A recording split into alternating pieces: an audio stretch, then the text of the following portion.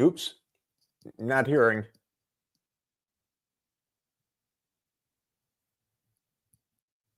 No.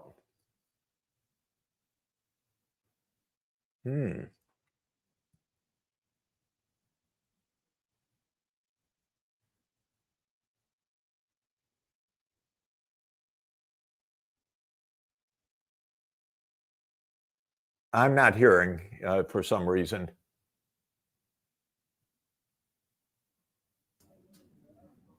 Can you hear me now? I do. Okay, apologies. Judge Andrew Napolitano here for Judging Freedom. Today is Tuesday, December 9th, 2025. Professor Jeffrey Sachs joins us now. Apologies for the late start. Apologies for the problem with audio, but I think we have all of our issues resolved. Professor Sachs, I want to talk to you about underestimating Russia, but before we do, a couple of other items in the news about which I'd like to pick your brain. Our good friend and colleague, Alistair Crook, is reporting that the Israeli press is reporting that Israeli Prime Minister Netanyahu is threatening Israeli President Herzog unless he issues a pardon. Even though Israeli law requires an admission of guilt prior to a pardon, Netanyahu has thumbed his nose at that. Does any of this surprise you?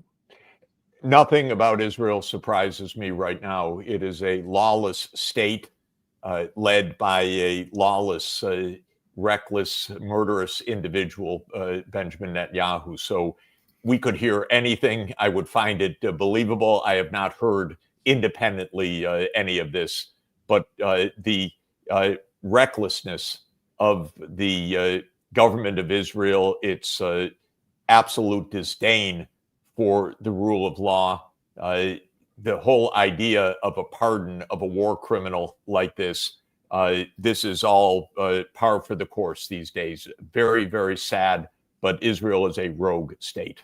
The Financial Times is reporting this morning that Trump has been persuaded by some of his Arab allies to reject former British Prime Minister Tony Blair as a member of the so-called Peace Board, and I have to try and say this with a straight face, as the Governor General of Gaza. Does this surprise you? Oh, God help us. Blair's another war criminal. Well, just to say, I have a theorem that all problems in the world go back to the British. It's not completely literal, but it's not such a stretch. Certainly, all of the problems in the Middle East go back to the British right now. Britain created this mess that we have in the Middle East, and it doubles down on this. Can we escape from this curse? I hope so. I hope this rumor is right. The Arab countries have swallowed a lot, but asking them to swallow a British Governor General of Gaza would be really asking a lot. We'd have to get David Lean to come in and make a new remake of Lawrence of Arabia. Oh boy. Is Israel abiding the so-called ceasefire? No, Israel is hunkering down for a permanent occupation in Gaza. Of course, it continues killings, destruction of buildings and infrastructure, aiming for ethnic expulsion of the people of Gaza.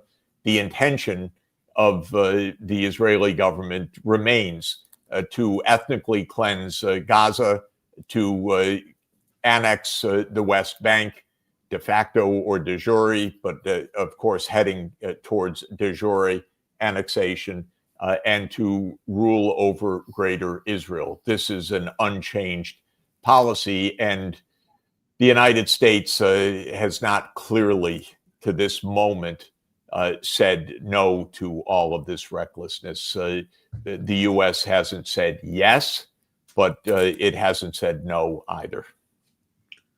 Switching gears, when the Kremlin left the Warsaw Pact, why didn't the United States leave NATO? The United States should have just disbanded NATO.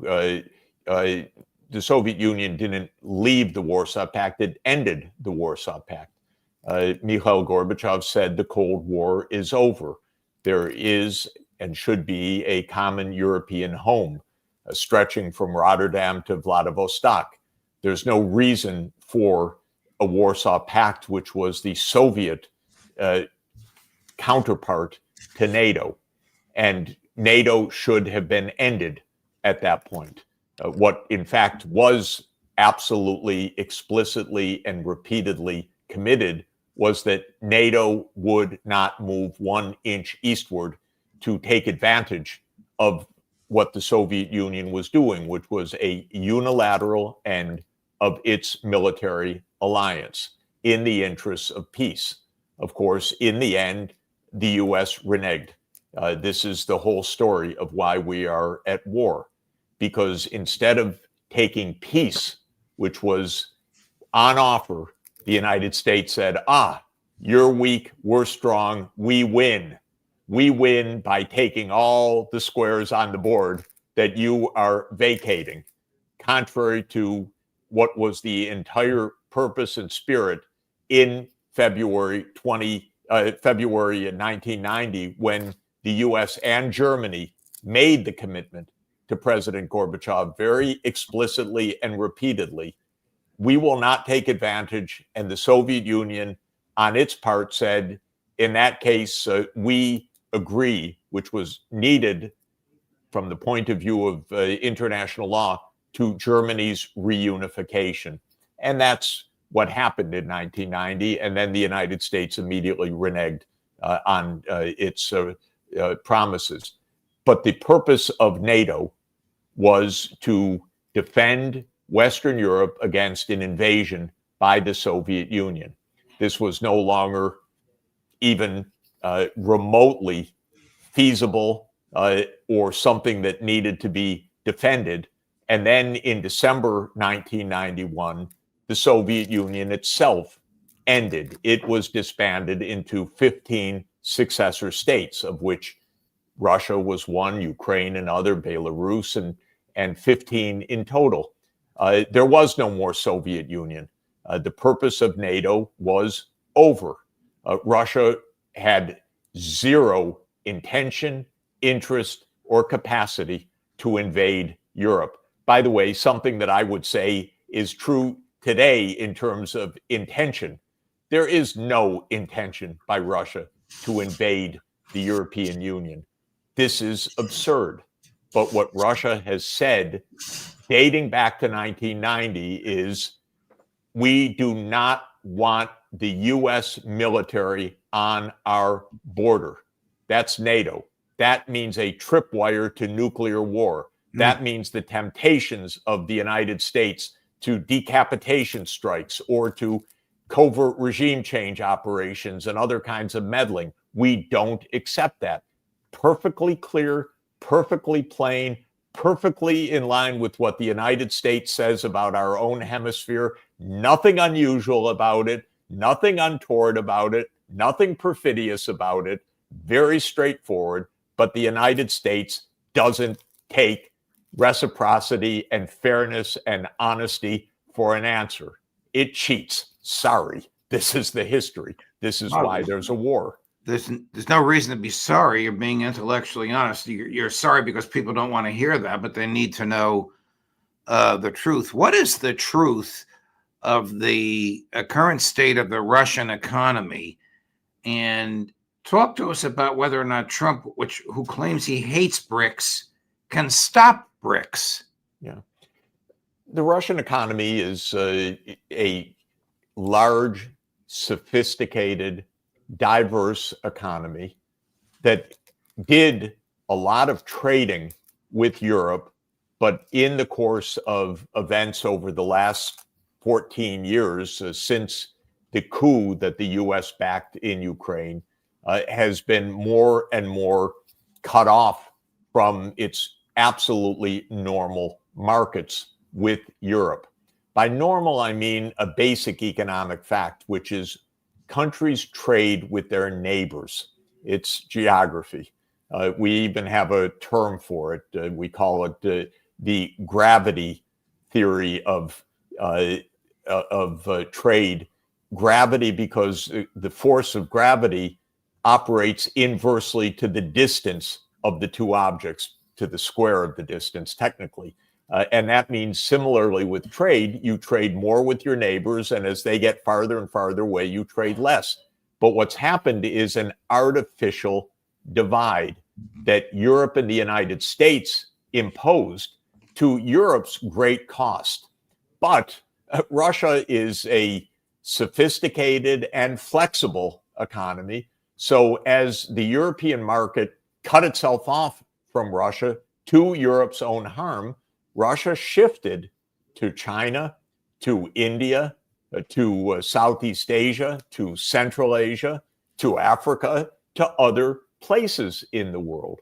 And that's why President Putin has friends all over the world, contrary to what was once claimed in the US media that Russia is isolated. No, Europe isolated itself from Russia, and now we see deindustrialization in Germany because the Russian connection and trade was vital for Germany's international competitiveness on many grounds, not the least of which was low-cost natural gas coming from Russia, which fueled a lot of German heavy industry. But it was Germany that cut itself off.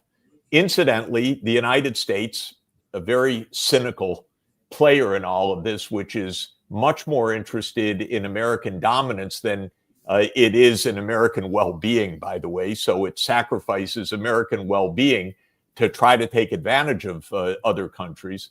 The United States never wanted Europe and Russia to form the natural trade relations. So when the pipeline of gas was first proposed, the various Nord Stream pipelines, the US was against that. Why? Well, typical US thinking. That would strengthen the bonds of Europe and Russia, and that would somehow weaken our role in all of this. And so the US campaigned for years that the Russian-European relations should break. Now, Europe is very poorly governed. It's very poorly led. It's led by politicians that were cultivated by the CIA for decades. So they were brought up and raised and promoted basically because they abided by the US line.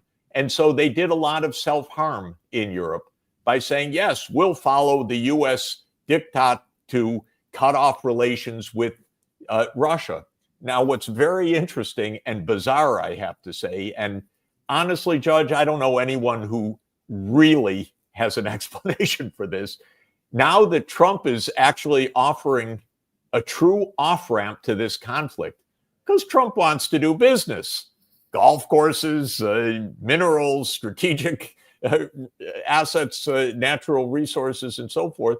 It's Europe that's saying, no, no, no, we will never accept that. We're permanently divided from Russia. And this is absurd. And the European economy is not just stagnant, it's in outright decline right now, self-imposed. Very weird.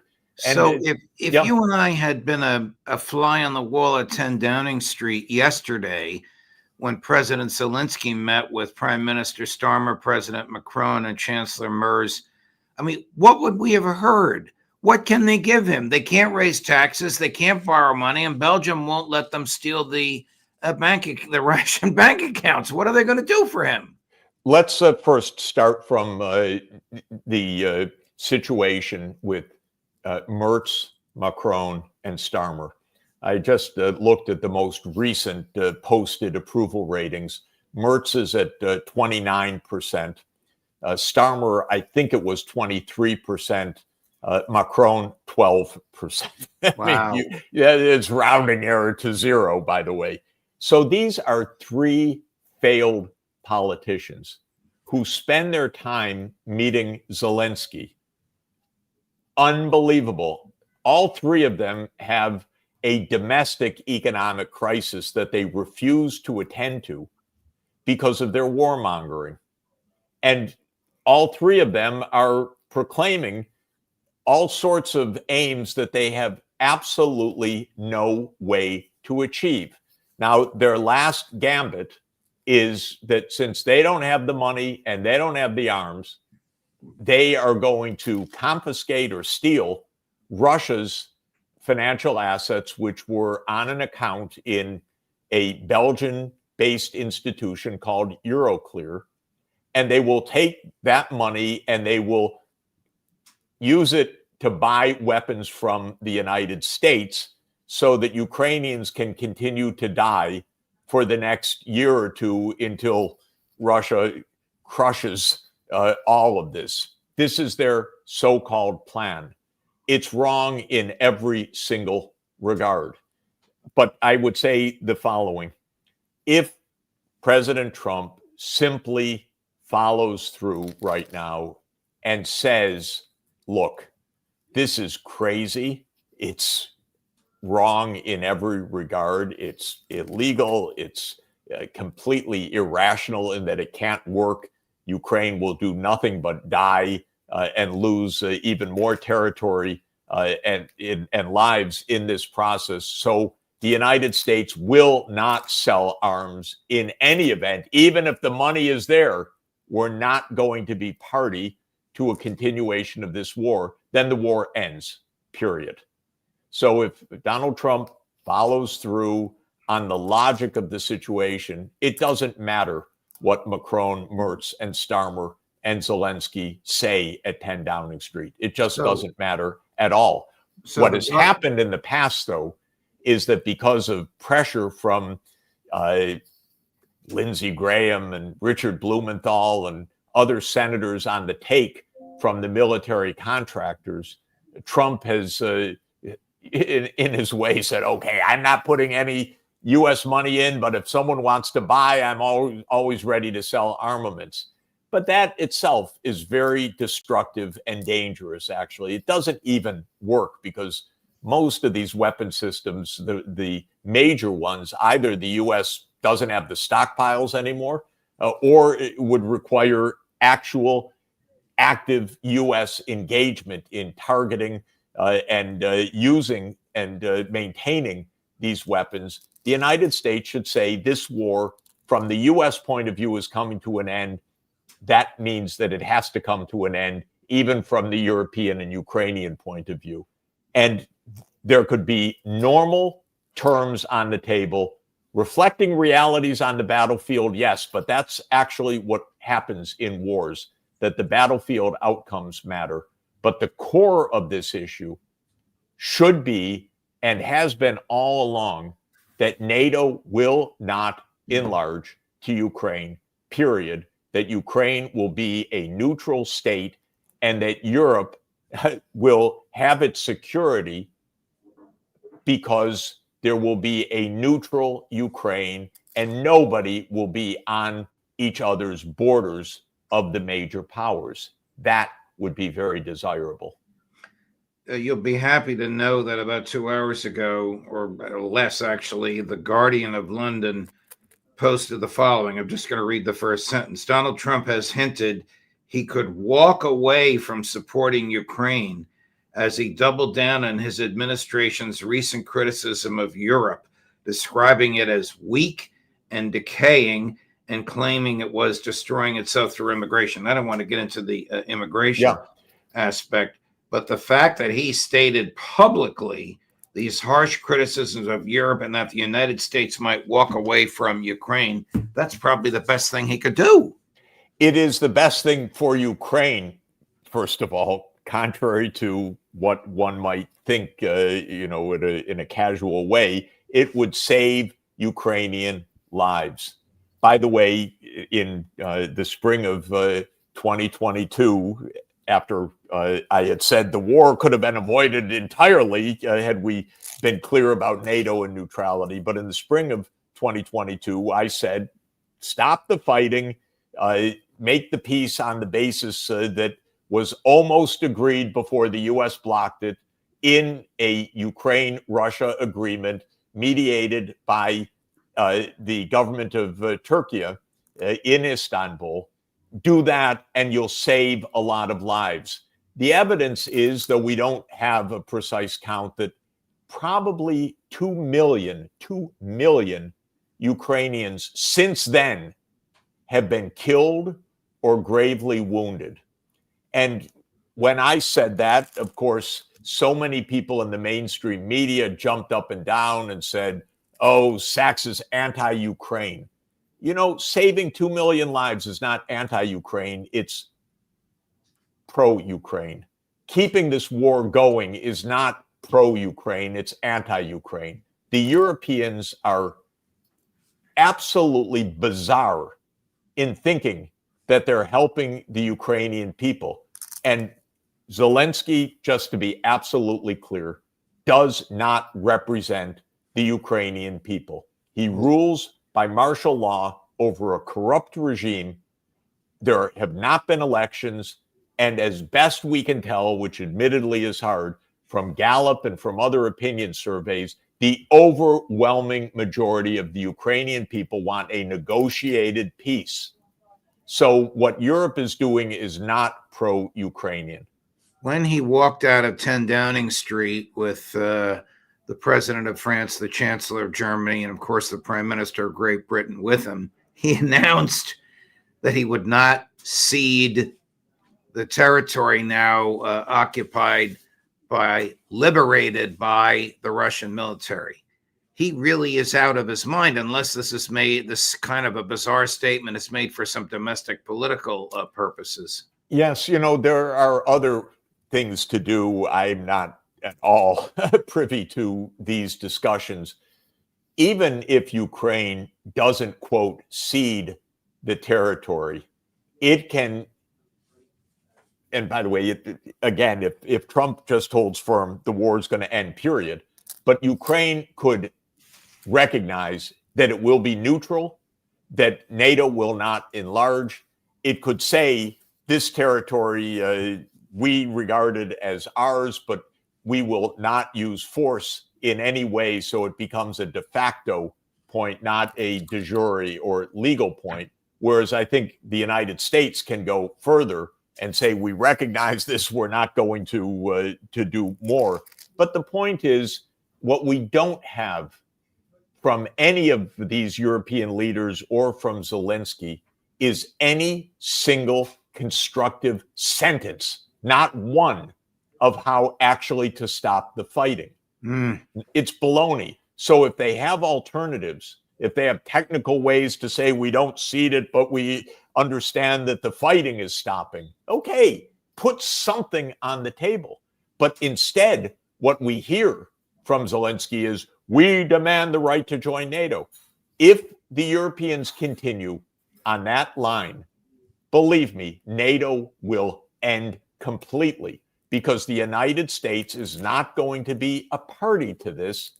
The American people do not want the European approach, which is complete, continued hostility to Russia. Why is that in America's interest? So if the Europeans are so warmongering, what they will end up doing is destroying NATO entirely, because Americans will say, what is this about?